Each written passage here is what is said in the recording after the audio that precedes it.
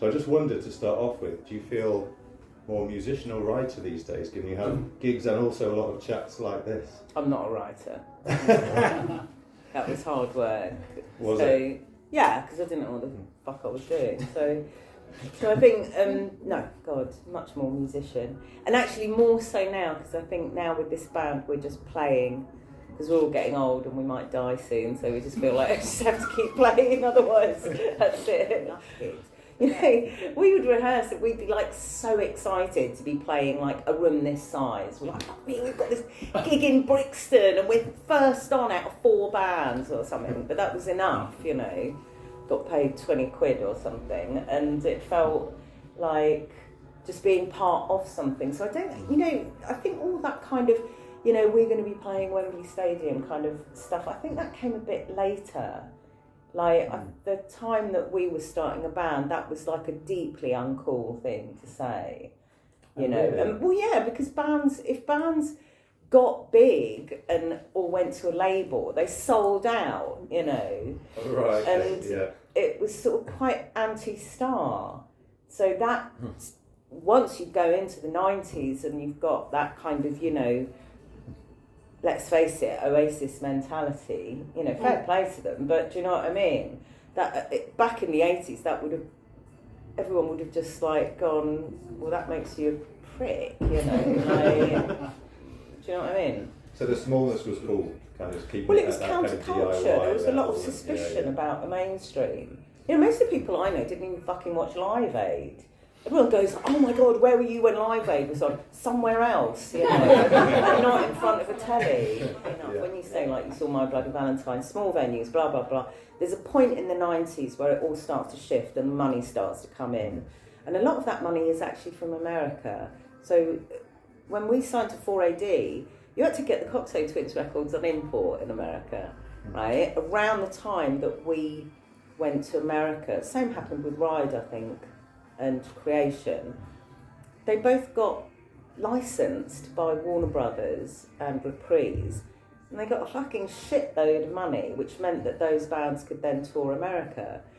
And I think that you know, America suddenly, you know, after sort of being into like, you know, hair bands from, you know, LA, they were looking for the next big thing, and they kind of focused on, you know, English music.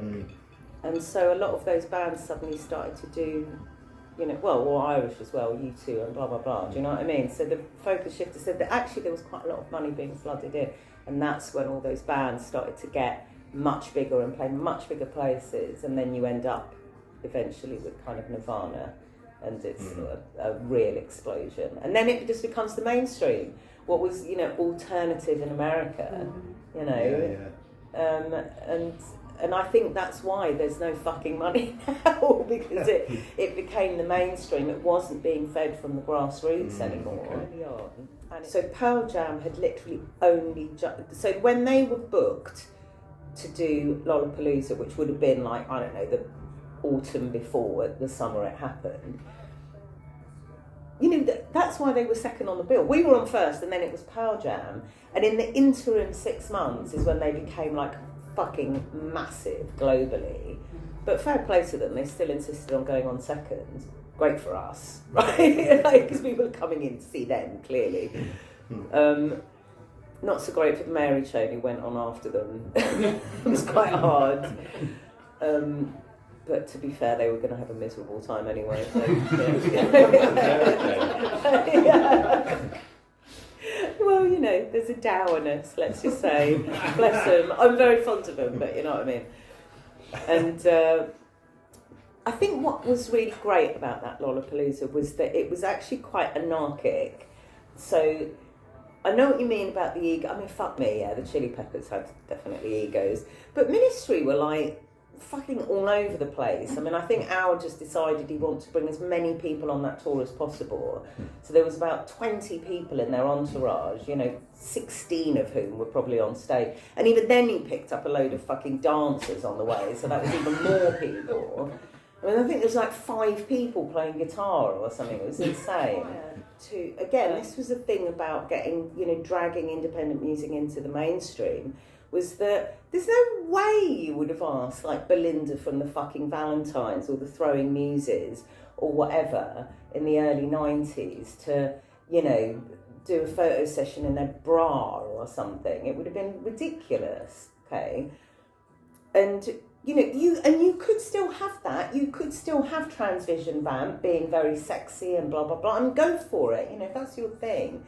But it wasn't like a kind of blanket thing that everyone was expected to do. Well, by the time you got to the 90s with all that, or certainly kind of mid 90s with Loaded and, you know, that kind of The Word and this sort of birth of that kind of TV of, you know, Chris Evans and the celebration of the land. Now suddenly everybody's got to do that. Now you could be a musician and they're going like, well, obviously we want you to wear this, you know, and you're thinking, well, I'm not going to. And then you're like, difficult because you won't do it.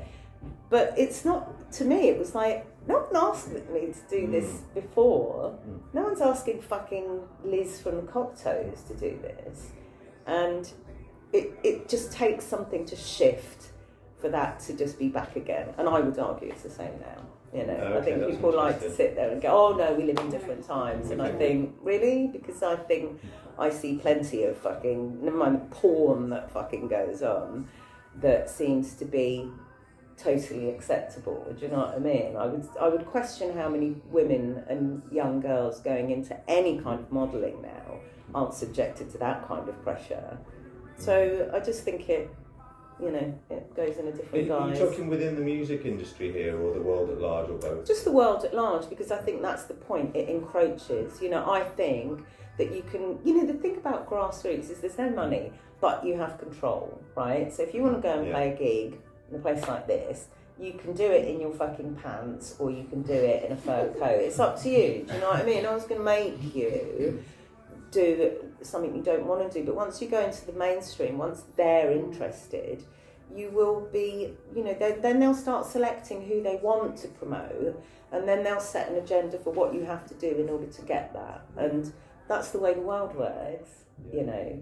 But there were quite a lot of people who seemed really angry about a band with two girls in it getting any kind of success. And I do remember sort of arguing with someone, because he was like, oh, well, you only got that fucking Melody Maker cover because you're two birds, you know.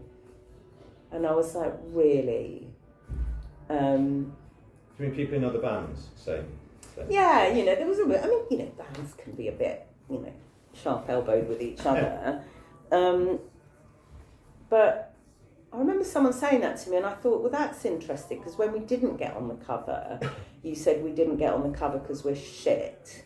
So I can't really win this, can I, in any way? Doing that. I mean, you know, even when I talk about like Anthony Kiedis or fucking Graham Coxon or whoever, I do always say, like, these people are probably lovely to someone else, right? I just happen to have a sort of shitty 5 minutes or 9 weeks or whatever, you know, with them, right? Like, but I'm sure they're absolutely fabulous to other people, but, you know, not everyone can like you, and so it's not, you know, because I actually didn't want that. I didn't want to write a book where people would sort of pick it up and then suddenly it's on social media, oh my God, have you seen what this bloke did in this band? And I thought, I don't want to put someone in that position, because it's one fucking incident.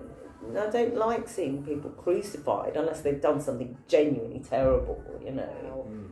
You know, there was an awful lot of kind of fallout after Chris died, and a lot of memories that I have that are very clear. You know, some of it very positive in that lots of people coming together and, you know, the discussions, but I kind of cut all that because I just think, you know, there were certain things, like even writing about abuse, I could only write about what happened to me. And there's a danger when you get, if I started too much thinking and riffing through these ideas, which you do, of course you seek out why, how could Chris have done this, why did he do it, blah, blah, blah. The problem is I don't fucking know, and I'm not an expert, right? And I don't want to say something that someone else who's had that experience or knows more is going to go, well, that's fucking nonsense, you know what I mean? And is also irresponsible. So, you know, I had to really rigidly keep it to what I thought and how I felt. Because I think there's a responsibility about talking about those sort of things that stretches beyond what I'm capable of, you know. But I think the more things that were therapeutic were kind of slightly silly things, like, you know, having a shit manager, you know, for like several years and thinking, well, I guess that must have been partly our fault because we did fucking put up with him. Well, we did. Yeah. You know, if it was so fucking shit, why did you... And it's not for want of being told. I have fucking loads of mates going, why are you working with that fucking wanker? I think having children even. I mean, I'm social, so I was banging into all the school staff and the, you know, I don't know, flipping burgers at the fucking, going, oh God almighty, this is what Moose always says, like when you write part 2, he says, I can't wait for you to write 2 and do the Gladstone Park governor's years, like, so that's a fucking sitcom in itself, I can tell you that, Jesus. But was it quite nice having all that after the kind of craziness of the music industry? I loved it. You know, when I got a job at IPC, and I remember doing the job interview, and Ron, who was the chief sub, going, do you not surely want this job? Like, do you not want to go back to it? And I was like, no, this is fucking great. Get up in the morning, I come into work, I leave at 6, and I don't have to fucking think about it. I don't have to lie there awake thinking, oh my God, have we sold enough records? Is Emma going to speak to me? Is Howard going to fuck everything up? You know, it's just like none of that anxiety. Just go to work, earn your money, fuck off. Brilliant. And then, so you had, getting on for 20 years, wasn't it, of that kind of life and the family life before the Lush reunion? Yes. 2015, 16, around that time, wasn't it? Yeah. So what was the trigger for going back and doing the reunion? Tipped you over the edge. I mean, to be honest, like Phil had been in the Mary chain after kind of, you know, the Lush split, and Emma had done Sing Sing. So they both kind of stayed in the music industry more. So I think Emma was working for an agent at one point. Anyway, they were kind of more in the industry. I just cut off completely. And Phil was touring with Mary, and I remember him there was some manager he met who suggested that Lush could do a reunion thing, and that was like in 2005, I think. And it would crop up now and again, and I'd sort of go, okay, well, let's have a look, and it would kind of fall through because there wasn't enough money, or, you know, I to be honest, I kind of didn't want to be the party pooper, so I'd sort of go, okay, well, maybe. And then it didn't happen. And I'm not going to lie, I would feel immense relief that it wasn't happening. And then I think with when it did finally happen, there was a lot more momentum behind it. There was, you know, I think because Slow Dive had become quite big. Like, it wasn't just getting together and doing a kind of all tomorrow's parties or something. It was like, you know, you had like a band like Slow Dive who had really made something of it and were going to South America and blah, blah, blah. So I think there were bands in the wake of that thought, oh, fucking hell, this is actually quite possible. So I did take a long time to think about it. I took about six months to make my mind up. Wow, that is a long time thinking about it, yeah. Yeah, no, I did, because... Not least because I had Moose going, do not do this. Really? Do not do this. Really? It will be a disaster. Yeah. I mean, primarily because of me and Emma. I think he could see that it was always going to, you know, we fell out kind of after Chris's death, not immediately after, but a few years after. There was a 5-year period we didn't talk to each other. And he was a bit like, look, you're talking to each other again. It's all settled. Just don't fucking... push that relationship to that point again where it can all fall apart, which it did. So, you know, and I get that, but I think it was, you know, Emma really did want it to happen. And I do think, despite the negatives, I think that I really enjoyed it. You know, it got me back into music. I wouldn't have done Paroshka without it. I wouldn't be doing this now. I wouldn't have written the book. Because I'd shut the door on music after Chris died. I didn't want to go back. You know, it really fucking pulled the rug from under me. So I just, you know, and I couldn't have gone back into it without Emma and Phil anyway. Do you know what I mean? I wouldn't have just started up a band on my own. I wouldn't know what the fuck I was doing. So I am grateful for that. I think in 1983, when I was 17, it was like everything. All I did was read through the music and listen to the top 100. I was a real geek, you know what I mean? Like lists of fucking bands and writing out lyrics, and you know, do you know what I mean? You're just totally immersed. And then when you're an adult, it's like you've got other things to do, you know what I mean? And then it's sort of quite difficult to get back into because I missed that obsessiveness of it. Like it's quite difficult to then be someone who's quite casual about music. But Moose has got a mate, Stuart, well, he's my mate as well, but and basically when he turned 50, which was a couple of years ago, because he was like me and Moose and there's a couple of our friends who were all sort of from music, and Stuart was never really in it, and so what he did is he said, right, I'm going to be 50 this year, I'm going to go to 50 gigs. So we were literally like looking a bit like fuck, you know, like okay, they're playing at the Moth Dive, let's just go. And it was a really good way to sort of get back in.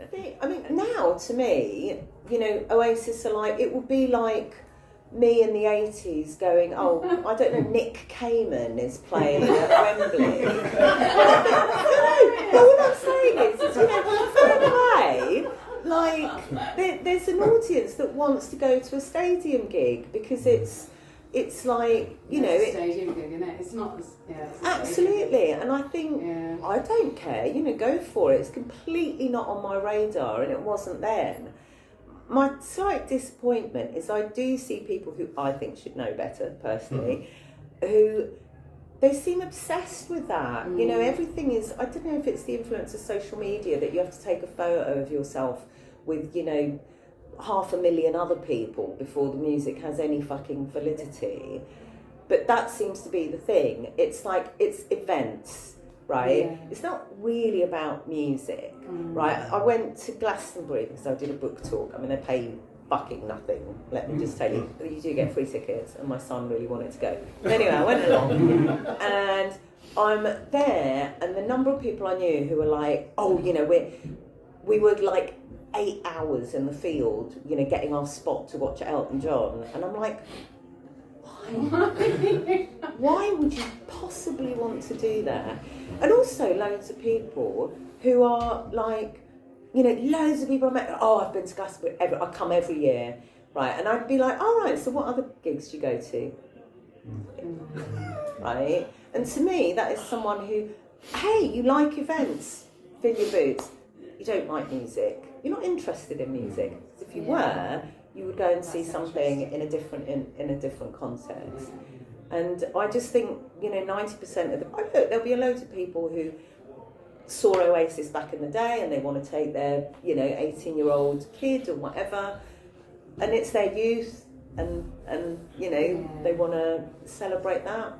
Fuck it, I don't care. But I just think it just bores me witless, just the very thought of it. I can't imagine wanting to be anywhere less. The real issue to me is that the model has fallen apart, right? Because, you know, I mean, I only came in, you know, midstream, so I came into it in the 80s, just even going as a punter, right? But already then you had, like, you know, independent labels that had been set up, they were successful, like I said, there was a whole network of, you know, I mean, God, if you look back at the sort of punk era, a lot of those, you know, as much as it might have come out of like any kind of rock scene or an American, you know, MC5 type, whatever, a lot of it was just pub rock. It was venues, you know, where people could play. And a lot of that infrastructure has gone. And certainly in London, you know, people, oh God, every place is constantly under threat of being turned into luxury flats and blah, blah, blah. You haven't got anywhere to play, there's no fucking network. So I do think that part of the reason why I'm doing this band, you know, is I tried it with Peroshka. I was like, oh, okay, you know, you've got Bella Union, who are a lovely label, you know, oh yeah, album's going to come out, we're going to do this single, like no singles anymore, it's just, we're going to release a track, you know, okay, whatever that means. You sit there and everybody is fucking holding their breath, waiting for 6 music to play you. 3 plays, 4 plays, handful of gigs, it's all fucking over. And you think, fuck me, we spent like 8 months making that record and it's gone. And I thought, I'm not doing it anymore. I'm just going to fucking play gigs when I feel like it. 6 months before the record comes out, or 2 years before the record comes out, I don't care. We're going to play, we're going to write songs, we're going to play them live. If by the time the record comes out, we've moved on and we're not playing those songs anymore, tough shit. Should have come and seen us earlier, right? and yeah, we'll put it out to 6 music. I will tell you now, I will predict we will probably get 2 plays on Giddy & Co, I reckon, you know what I mean, and nothing else, right? Because that's the way it works now. So to me, it's like, go out, do the thing that you enjoy doing, you know, find some little club, get there under your own steam. And, you know, we played in Europe, there's lots of little places, there's lots of grassroots places of people who love music, but this kind of, you know, South by Southwest want you to come up, Glastonbury want you to play. Yeah, they'll pay you 80 quid, right? Fuck 'em. I'm not doing it. You know what I mean? You know, and I'm not, you know, hoiking my arse to Primavera to pay for 150 quid to, you know, a room this size. I'd rather play a gig in Portugal with someone who actually gives a shit about music, you know what I mean? Who'll at least find me a fucking room that I could sleep in that night. So I just think that it needs to start again, you know, and people will build it up, and I'm sure that people will build up publications and venues and, you know, labels. But it's been kind of, you know, it's been magpied. You know, no one gave a shit about getting in the top 10. And then, you know, fast forward like 8 years and I'm talking to, you know, and bless him, Steve from Pulp, lovely guy. I'm standing in New York and he's going, well, you know, it's really validated us. You know, we've, you know, Common People's number 2, that shows that we're like a real band. And I was like, no, it doesn't. It's got nothing to do with that. You're a fucking great band. Don't use that as the fucking benchmark, you know. And I just think it became you know, I'm not interested in that kind of shit. Do you know what I mean? You know, I like books and films and music and things that are just, you know, from different corners. You know, I'm culturally fascinated by those things. I don't like being spoon-fed what's popular and being told to fucking like it, you know.